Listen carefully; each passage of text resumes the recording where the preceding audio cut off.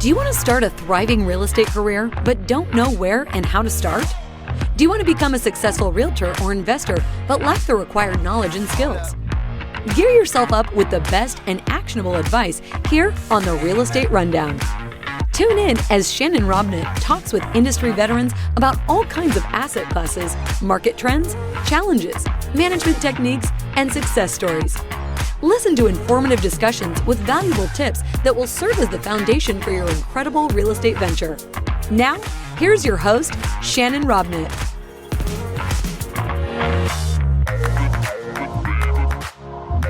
Hey everybody, welcome to episode 273 of the Real Estate Rundown. You're going to want to tune in for this episode because I'm going to interview probably one of the most prolific podcaster, a guy that's been doing this podcast daily for 3 years. And in that, guys, you're going to learn some secrets about what to do and what not to do, about how to raise capital, how to meet people, how to influence that, how to get things going in your business when nothing seems to be working. So guys, you're going to want to tune back in to the Real Estate Rundown as I talk with my friend, Whitney Sewell. Hey guys, welcome back to the Real Estate Rundown. This is episode 273. I have the pleasure of interviewing today a friend of mine, Whitney Sewell. Good morning, Whitney. How are you? I am excellent, Shannon. Pleasure to be here. You know, it's been a while since we talked. We both operate in the market, doing a lot of the same things, but you have been doing a podcast now. How long? I think we're at like 1,040 or 50 days, maybe 1,070 days now. I can't remember exactly, but almost 1,100 days straight every day. That is amazing. And it's a daily podcast. How do you come up with guests? I mean, 1,100 different guests. That's a lot. It is a lot. We do have some repeat guests depending on who they are, the topics that they bring, things like that. But yes, probably 1,000 of them are, 1,000 different guests. And it's nearly been a full-time job. I've always had a team, though. I built a team from the very beginning. Happy to get into that. But doing a daily show, I knew that I could not produce the show. If I had done a weekly show, Shannon, I know that I would have said, you know what, I can learn to edit the audio. I'll save a little money there. I can learn to edit the video. I'll make sure, I'll get that done. And I know that I would have gotten behind, gotten frustrated, probably quit. But committing, I call it overcommitting. Since I overcommitted really and said, you know what, I'm going to do 7 days a week. I knew from the beginning I had to build the team. And so I just built processes and said, this is what I need you to do. Hired virtual assistants from all over the world, for numerous different tasks that had to be done. And then I had somebody, I laid out specific things that I needed them to do to find good guests for the show. I'm proud to say that I was one of your guests, but I am a little perplexed. I've only been invited once. So I don't know if it was that just not, I'm kidding. But why did you do this? I mean, why did you set out to do a daily podcast? What motivated you to do that? That's a good question. Sometimes I wonder too. I mean, I guess I put too much emphasis on the, why did you do that? Yeah. I get that question often. And like, was it worth it? All those things. And at the time, I had a great mentor, and ultimately I he did the same thing. He had done the same thing. And I said, you know what, if I can see how well it worked, I'm not trying to reinvent the wheel here. Let's get started and just make it happen. It was almost that simple. I knew it could work, and I just said, let's just do it. I'll figure it out. So what was the goal behind doing the daily podcast? What was the end result? So the end result was obviously the branding, getting our name out there, the associated credibility with all these guests, and really building a network, right? You can imagine doing a weekly show versus doing a daily show. That's 7 times as many people, per week that I'm meeting, that I'm connecting with. I mean, people just like yourself, that's been doing this for a long time, very experienced. I didn't know you, Shannon, before I had you on the show. Right. So that was, it is a massive just networking opportunity, right? It's a way for me to meet, just experts like yourself and get to connect, otherwise, if I just called you up, it'd be hard to, make that happen, right? It'd be hard to connect and really get to know one another, as opposed to, what the podcast can do. Because then as I build a following, I can add value to experts in our space as well, as you're getting started. Then eventually, you learn a lot. After 1,000 shows, it's been like my own university, right? And even then, as we're working on deals, guess what? What questions do you think I'm going to ask, guests on the show if I know they have the answer, right? How did you do this, right? And it may be something I'm working on. So especially early on, it is just an amazing learning tool as well. And when I can ask 12 to 15, talk to 12 to 15 experts in one day, I mean, how often do you get to do that? Right. So we kind of talked about this a little bit in the pre-show, but how many episodes did you have under your belt before you really started to see fruit? I was just speaking at a large event actually Monday, Tuesday of this week. And somebody said, like, how long should I do this? How long till, it's going to work, all these things. And I tell everyone, like, plan to do it for at least a year before you see any fruit from it. I mean, a year. So I hope it happens in 6 months, but plan to do it for at least a year before you see any fruit. And people see it's the consistency over a long period of time, where, I mean, people, listeners start tuning in more often and they can just count on it, count on your show, count on the type of show. They start to just learn who you are, as the host, get more involved. It takes time to build that type of following and really loyalty to your show. Well, the reality is too, I mean, you're trying to talk to an audience that you want to invest in your deals, and you're talking about a 5 to 7 year window, and they're looking at you going, well, he's been consistent with 700, 800, 900 episodes. I guess I can probably trust him with my money. It kind of builds that credibility through the other side of that. But what was the first example that you saw of doing this podcast and actually seeing what was the first fruit that you saw and went, wow, this is really going to work? Yeah. It was probably, and the example I gave to this individual over the last couple of days, I said, it was probably like 300 to 400 shows in. And so you can imagine, a year in, this kind of workload, it was quite intense for my wife and I, just the whole family. I was still working full time, when I started this. I was a federal agent and doing the daily podcast, started doing deals. It was quite insane. And so to not have really any fruit to see and all this expense, I mean, if anybody's on a podcast, what it costs to do one show, multiply it times 30 a month. It was, just a massive expense. And so, and even there were times the first year or so where it was like, I don't even know if we can afford to keep going the next month. Right. The Lord would provide in big ways. I mean, it's like, oh, well, I'm just made 10 grand here for this or 30, whatever, and the Lord provided in so many ways right when we needed it. But some of the first things that started to happen was, investor call after investor call, where they would say, you know what, I've been listening to you for 6 months. I feel like I already know you. Like that started happening over and over, Shannon, where I'm like, okay, it's hard to put a value on that at that moment, but I could start to see that, what they do. They already feel like they know me. And there's so much value in that. I get on an investor call that, it's like a 20-minute call. They talk for nearly the whole 20 minutes. And then they say, oh, well, I didn't even get, allow you to talk. And I'm like, that's okay. And then they say, well, but I feel like I already know you because I listen to you every day, on my way to work or at the gym. And there's so much value in that you just can't put a dollar amount to. And I tell people, if you looked at a profit and loss statement for the podcast, you'd never start a podcast. Yeah. No, I mean, mine anyway, you would never, you would think I was crazy, but if you look at the whole picture of our brand and our business and how fast, we've been able to grow, it's a no-brainer. How fast have you been able to grow? Let's just ask that blunt question, right? I mean, you started this podcast 1,100 episodes ago. That was really your whole advertising budget, wasn't it? Oh yeah. It was everything I could do to keep that going. I mean, and I say that like, that was your whole advertising budget, all your free time. It was every last nerve your wife had. I mean, it was more than just, all you were doing. But what have you grown your brand into in just over 3 years? Yeah. It's been incredible what the Lord has done. I mean, we went, Shannon, the first syndication, I'd done some small multifamily for, since like 2009, but nothing to scale. 15 unit was like the largest. And even at that time I was like, wow, we're really doing something. I had no idea that I could go buy a 100-unit complex and would have laughed at you if you'd have told me, a few years back that I could do something like that. And so, at that time, hired a mentor. Hey, I partnered on like 2 projects. The first project, I raised $250,000. And I was excited about that. I did not come from wealth or from any money.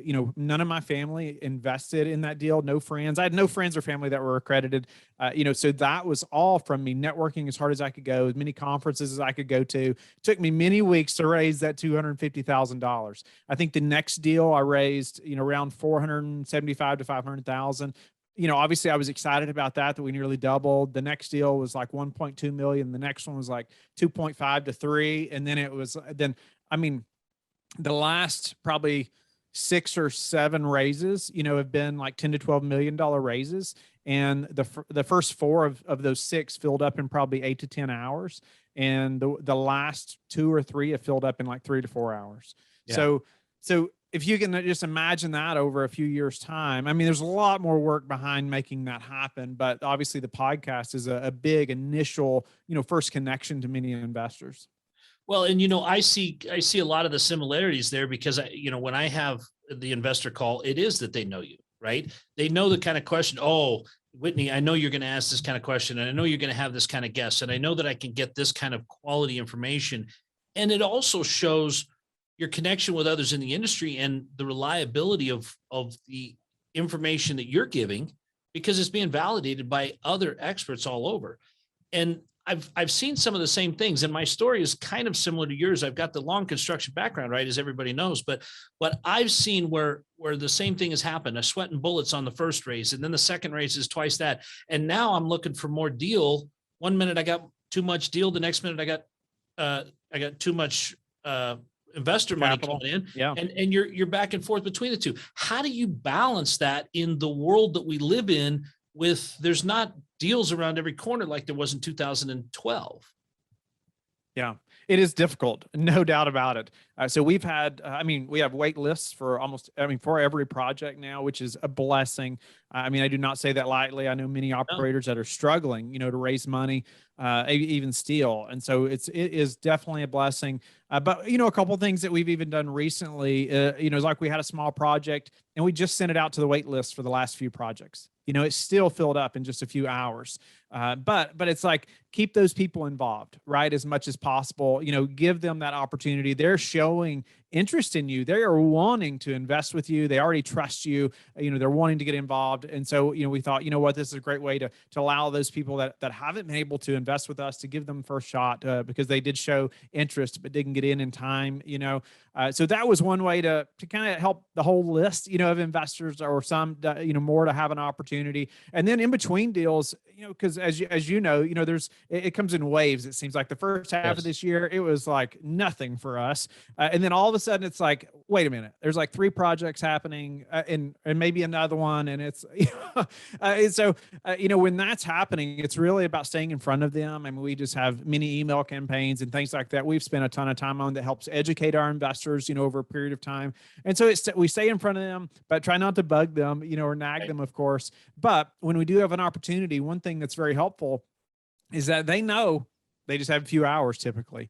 And so they do get signed up. And that's been very helpful, obviously, over numerous deals for them to see, hey, I'm sorry, but you may just have a few hours. And so they know they have to get in there. So really you went from NOMO to FOMO, right?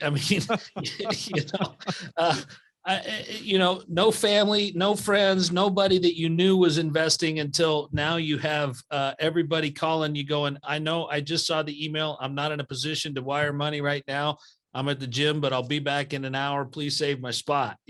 They will. They'll call or they'll text me. They'll say, sign me up. I can't get on there right now. Please put me down, What is it that you think is the number one ingredient that your investors have? What is the one thing that if there's a commonality between them all and why they're investing, what is that one thing why they're investing with you? That's an excellent question. And I think there's numerous things, but one of the very first things is our mission, our why, the way we give back.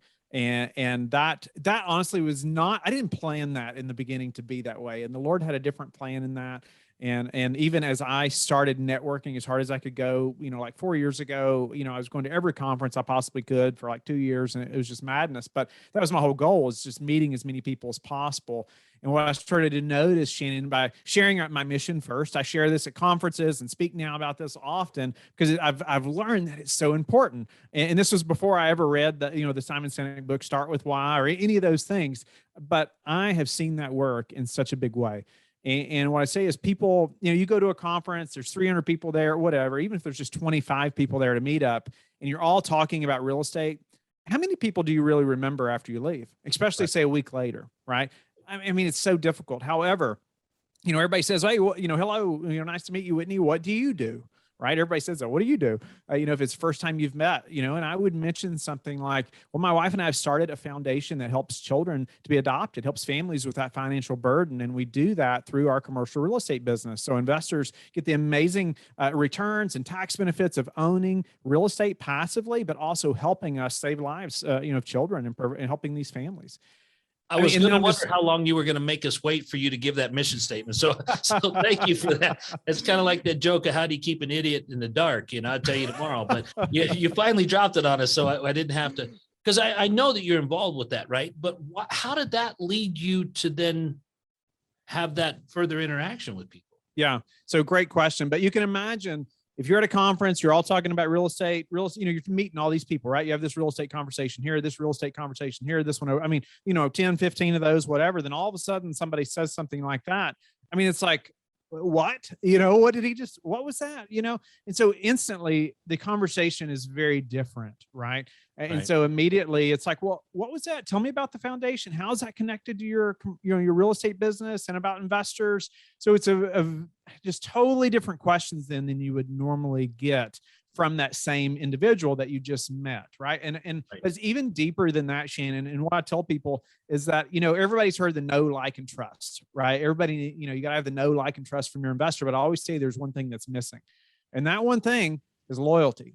And when you can build loyalty, I mean, your investors, it doesn't matter what your brand is, what your company is, you need loyalty from your customers, right? And our customers are investors, they're our partners. And when they have that loyalty, like, they want to see you succeed. It's a very different thing, man. Like, they'll hold their capital just to invest with you because they want to be involved in this other thing. And believe it or not, investors and your team want something more than just financial gain. True. And when you can provide some means of that, it is a very different relationship. I mean, for your team as well. Like, everybody's wants to make an honest living, right? And we want them to make better than that. And our investors too. However, it's very different. It's a very different relationship. There's a different connection that's made when you can build that loyalty. One example I'll give quickly is like Apple. People are crazy about Apple products, right? If you either love them or hate them almost. And people that love them, they don't care what the device is. They assume that it is the best if it has that brand on there, whatever it is, right? I mean, and that is such a loyalty. I mean, people tattoo Harley Davidson on their arm or their back, think about that loyalty. They're probably going to own a Harley Davidson the rest of their life, and they're going to try to take their shirt off, and all their buddies see their Harley Davidson tattoo. I mean, that is such brand loyalty that it's hard to get, but that's what you need. Did you want to show us your Harley Davidson tattoo? I'll show you my LifeBridge Capital tattoo. How about that? I'm just kidding. Perfect. And Whitney, you hit on something there that is true that we've seen as well, is that people want to do business with those that they know, like, and trust, but there has to be that something else, right? Yeah. And I think that a lot of people, look at that and they miss that part. When they're out there, they're trying to, we're just like these guys. We're just as big as these guys. We're just as awesome as these guys. And there's really kind of that differentiation of where are you making yourself different? Where are you?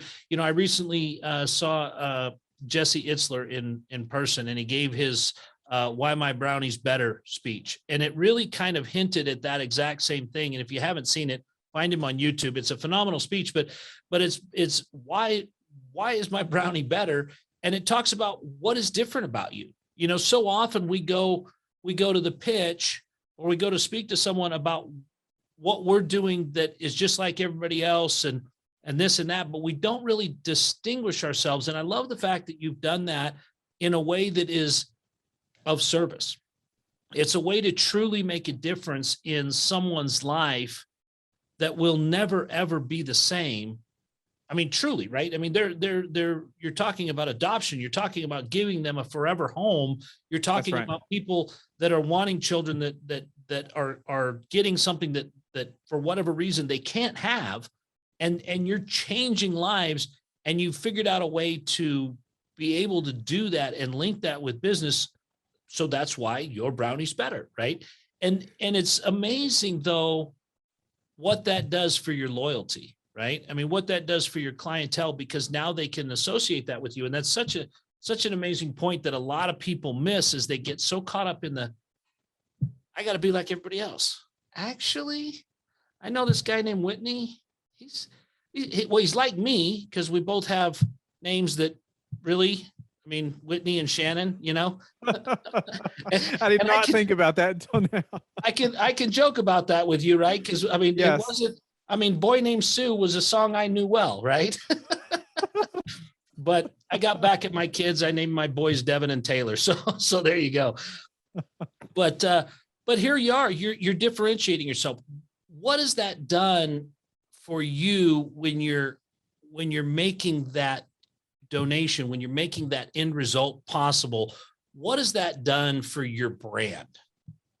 Yeah, it has been an incredible ride. Obviously, we didn't have the funds to donate and didn't have donors, for a long time, right? And so it was just a dream for the first couple of years, really. And finally, we applied, we got the foundation started. Then it still took 6 months to get approved. But finally, once we had the donations and we were able to connect with the first 3 families and talk to them through Zoom and share with them that the LifeBridge Foundation was going to partner with them. And when I say partner, and I mean in a very big way, and when you're trying to raise, you're a family, let's say you're making $40,000, $50,000 a year as a household, and you're trying to raise $50,000 for your adoption. You just think about that mindset of that individual. It just seems like, how in the world could we do this? That's more than I make in a year. And that's what we hear often from couples, that want to adopt, but it's like, it just seems impossible, right? To come up with that kind of money. So we partner with them in a very big way, to help them commit to bringing their child home through adoption. We help them with fundraising ideas, and even help them to use this as even a matching grant. So that way, it encourages their fundraising abilities in a big way. But that getting to play just that little bitty role, I mean, we're so thankful the Lord has done this in our business and our foundation. It's just amazing to see, but to see them light up, to see them like, oh my goodness, we can do this now, and to move forward, it's just been incredible. It's been more than worth it. Yeah. I know the power of adoption, and I have a sister that's adopted. Wow. And so I know what that's like, and I know the life-changing experience that has been for her. Right. So I've seen how that's happened. I have friends that have adopted, and I know that was a sacrifice for them to get there, to be able to come to that. I didn't know the costs involved because I hadn't, I haven't been involved in that side of it. But how is it that your investors are you getting comments back from them about how, are they, I would think that they would be curious about, hey, how much has LifeBridge done? I mean, are they asking direct questions in pertinence to that? I expected it. And like I've told my bookkeeper and stuff, I want the books to be like immaculate, because I know people are going to ask, and I want to be able to say, hey, here you go. Like, here's what's happening, those things. But I really haven't. We have had people that want to partner, like, because they love the way we're giving back. They want to be a part of that. But there hasn't really been questions about the foundation, or, how much is really being given. And I mean, we're putting it on the website now as we're partnering with families. It's pretty obvious, that, hey, family after family, we're helping. Right. So I hope that it's obvious, that it is really happening. Yeah. Well, and that's just always, the curiosity, because, as people that are living our lives on screen, literally, half the time I feel like I'm on the Truman Show, because I mean, you're living it out there, and really wanting to know, what that is, because making a difference is really, what you want to do. I mean, we get one trip around this planet. We're here to learn lessons and do things, but more than anything, to make a difference in other people's lives. And it's awesome to see that you're doing that. When you're looking at the way that you view business, because I see you as kind of a person that likes to combine business and a mission. In fact, you already told us that. So when you're looking at that, how do you apply that to how you hire people, how you bring people on in your business? Is that part of what you're looking at? Or are you just looking at it that, hey, I'm looking to hire people and we're here to do a job, and that's all we focus on is the work? That is an interesting question. I don't know if I've ever been asked that before, as far as thinking I was about hoping I get one. I get one. The guy that's done 1,100 podcasts, or almost 1,100. I mean, I'm sure you've done just about every question. So, I tried, when we're looking for team members, which we've grown a lot, more employees now than we've ever had. And I've tried to be extremely intentional about finding Class A talent, right? Just some of the best of the best, because when you're first starting, you don't want to make a mistake, right? With the wrong assistant, really, or the wrong asset manager, or, it is so crucial that you find, good team members or business partners or whatever.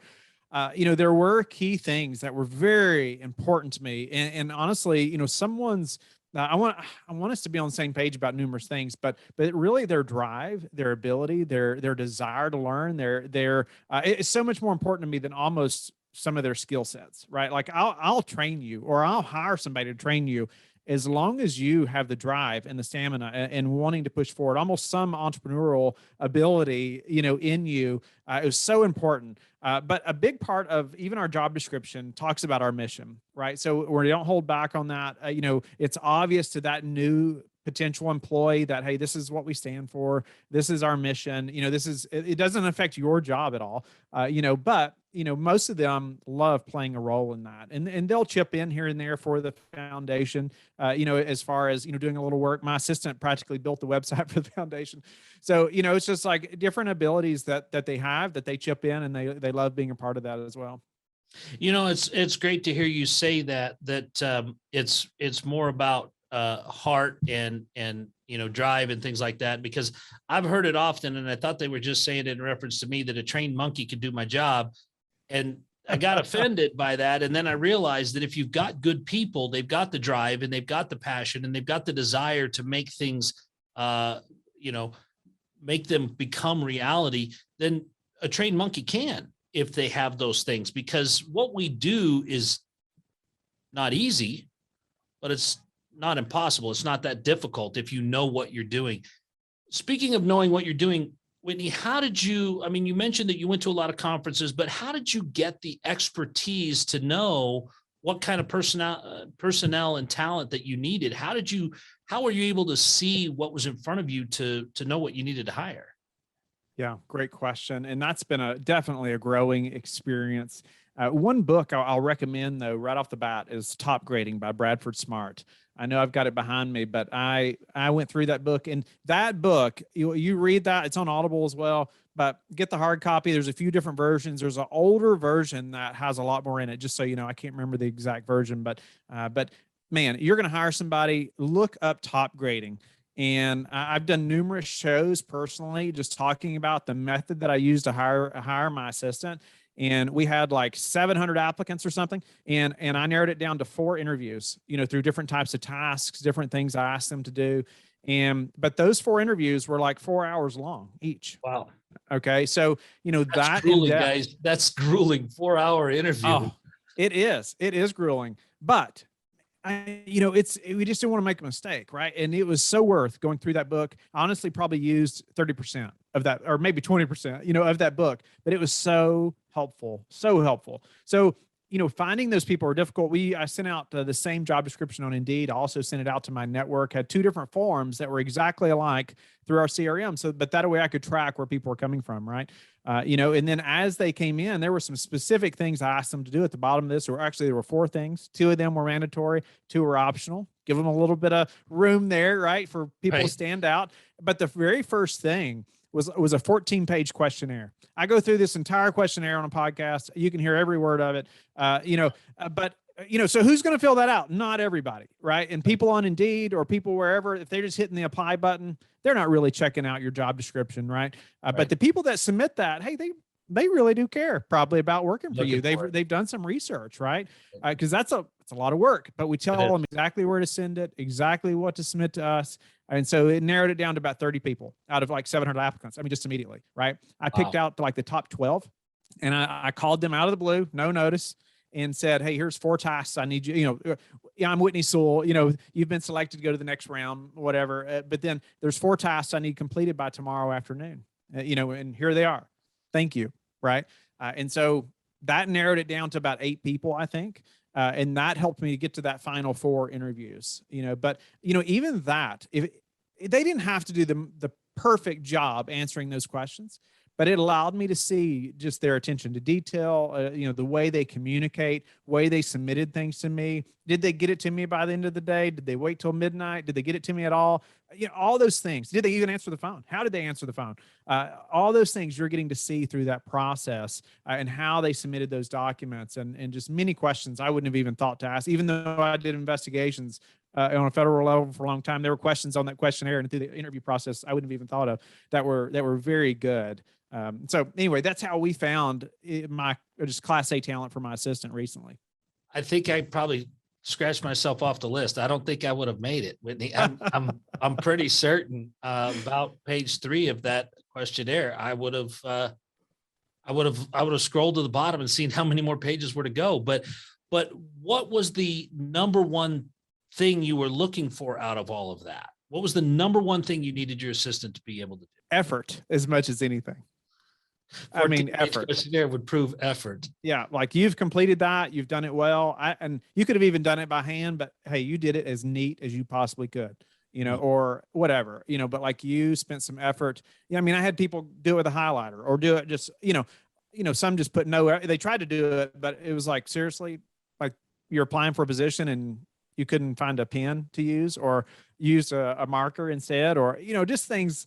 There'd be a few like that, but it just sets people apart very quickly. Sure. Depending on the role, right? You have to have a great job description. You need to know exactly what this person is going to do for you. And I think, you ask about that a little bit, but I had to know that even as early as doing the podcast, I had to understand the podcast process and lay out exactly the team members that I needed, whether it's audio editing, video editing, copywriting for show notes, or, posting at social media, finding guests. I had to list all those things out and think, okay, can somebody do 2 of those things, or does this need to be a separate job? And then lay out a process and manage that, and hire somebody to manage that process and ensure the team is functioning. And we had 2 months worth of shows before we ever launched because I expected it to break down right at some point and we needed some buffer. But you worked for the federal government. Of course you expected it to break down. That's right. That's funny. So, that, and how long has your assistant been with you now? She has been with me probably 10 months, 8 or 10 months. And is it everything you thought it was going to be? She's doing great. I'm very pleased with her. Yeah. Very pleased with her. Good. Because it's a long process to put anybody through again. I would also say though, I didn't start with that level of assistant. I mean, I'm paying her as much as I was making at a JOB, I mean, she is paid very well, but I expect that because I want that caliber and it's so worth it. People want to find an assistant and pay them $20,000 a year. Well, guess what? There's not many top-notch Class A assistants that are going to work for that. And they shouldn't work for that, but I didn't start that way. My first assistant was like 2 hours a week and that lasted about 2 weeks. And then I needed 8 hours. Right. And then I needed 16. And then, 6 months later, I had to have somebody full time. But it took, you had to get started. I had to get started.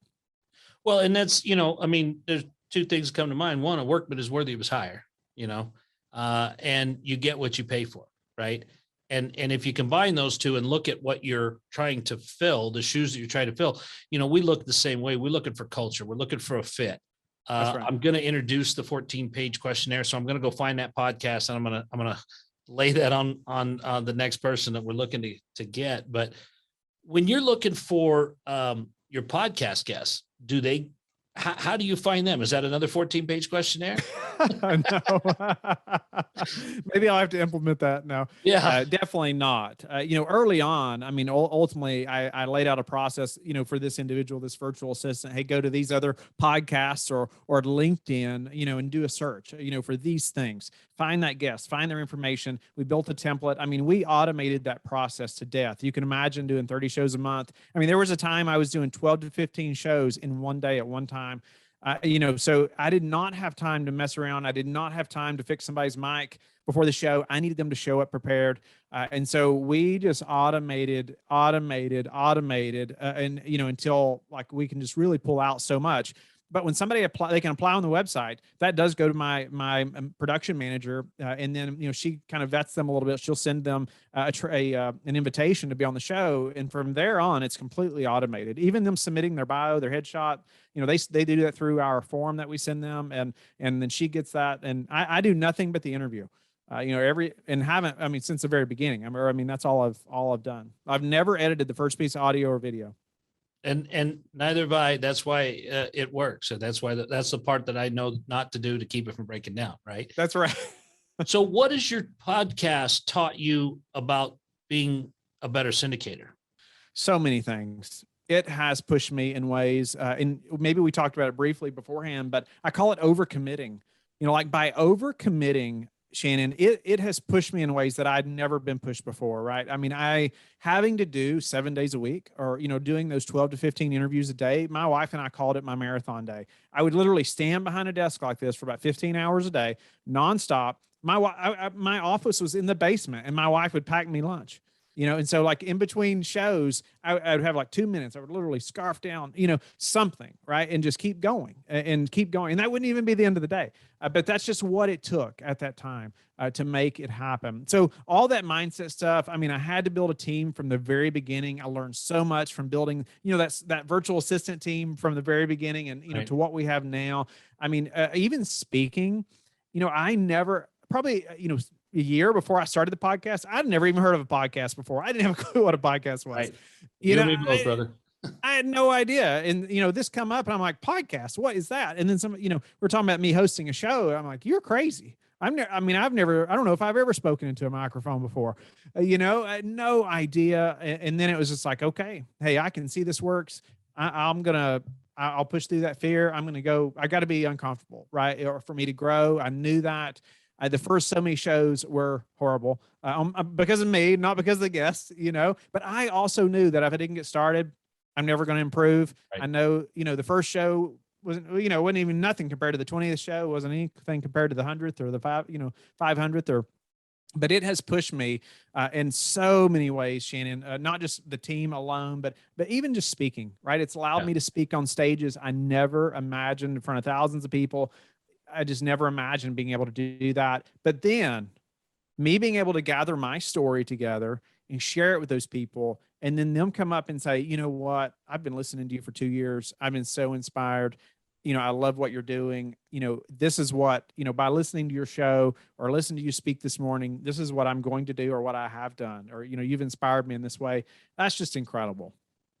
Well, and I'm one of those guys, right? I was listening to your podcast. I don't listen to it every day, but I've listened to it enough, and I've seen the dedication and how you've completed that task. And I was in a very similar situation where, Valentine's Day 2020, I didn't have a social media account, not one, not a LinkedIn, not anything, let alone a podcast, let alone, any of these other things.